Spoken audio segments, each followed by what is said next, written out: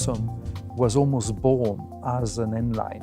While we were designing the base car, before even thinking about the sporty version, we all noticed that it had naturally become so sporty that we had to calm the game. And while doing this, we already had actually the elements to spice it up for the N line version. So we only simply made it more stable, improved the stance of the vehicle by playing with the horizontal elements, and also by pushing the elements as far out as possible to really emphasize the stance of the vehicle.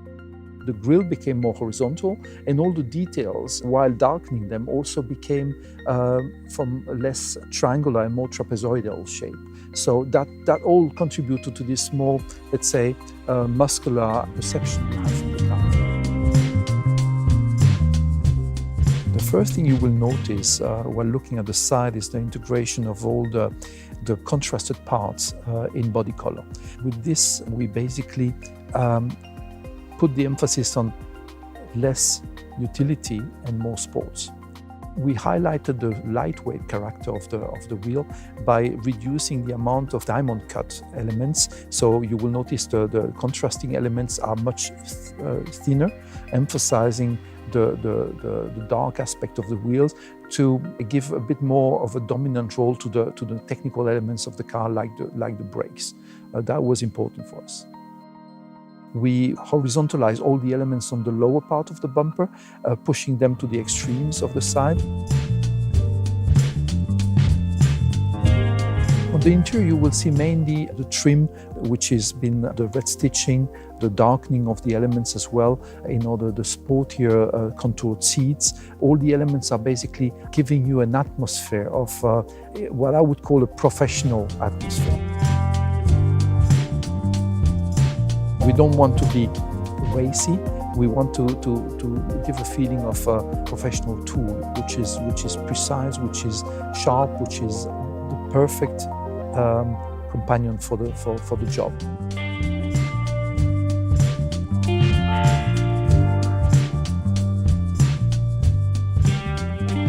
The all-new Tucson, also the Tucson N, has plenty of human-oriented technologies. For example, the fully digital cockpit features a 10.25 open cluster without a hood and a large infotainment touchscreen for an intuitive and an high-tech user experience. As the all-new Tucson, also Tucson N Line has the most comprehensive safety package in its class.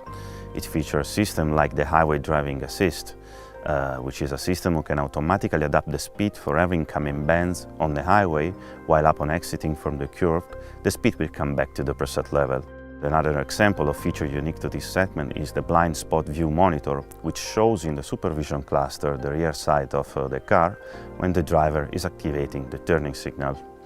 Those are just two examples, but there are plenty of other safety features who can help the driver in preventing from collision or improving visibility.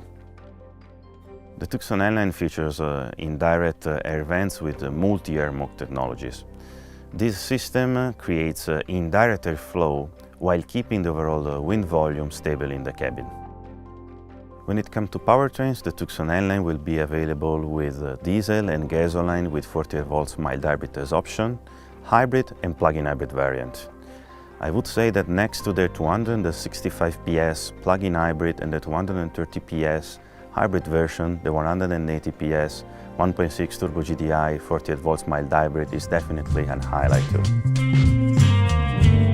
In case of new Tucson, we had the chance to improve ride and handling using the ECS possibilities. Normally we can either improve the handling and give up some ride comfort, or opposite. But with the ECS, we can improve both. From an engineer's point of view, ECS is a pretty cool tool. You can change the vehicle characteristic with only a few clicks, and you don't have to wait until the guys in the workshop have changed some part. For vehicle stability, we measure the acceleration of the vehicle body in all 6 degrees of freedom. For linear motion like heave, or for rotational motions like roll or pitch motion. And for the N line, we used a different set of parameters reacting to these vehicle motions quicker and stronger. TUCSON is a family car and you don't want your kids in the back to be shaken on every little obstacle. We had to find a good compromise and we wanted to maintain the really good ride comfort of the baseline and keep it in our N line and just spice it up a little bit. For tuning the ECS suspension perfectly, we'll be driving up and down the road again and again till we are really satisfied with the result. Compared to the base model, the N line is more firm, has a better body control and roll control. The steering has a little bit higher weight. We increased the steering effort slightly to give a more sporty feeling, more connected feel. And in the sports mode, we focused on a still good ride comfort. The steering in the sports mode is more centered, what we call a V shape. So the steering feels more precise and then it gives a more agile feeling with more flat effort increase in the off-center.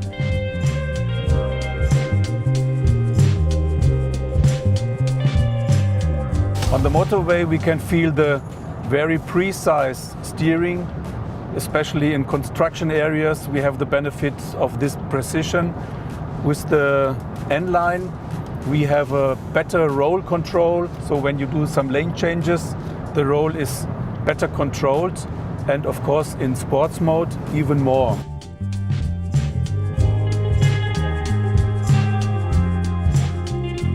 Curvy roads in the mountains, it really feels nice. The night-weighted steering, the torque build-up, that in normal mode really good corresponds with the lateral acceleration. The preciseness of the steering, the preciseness and the body control of the ECS. When you switch to the sports mode, you can feel an even more centered steering. Especially the on-center is a little steeper in the effort built up, while the off-center is not significant higher. The question always is what makes a sporty steering, and the answer from our point of view is not just make it heavier.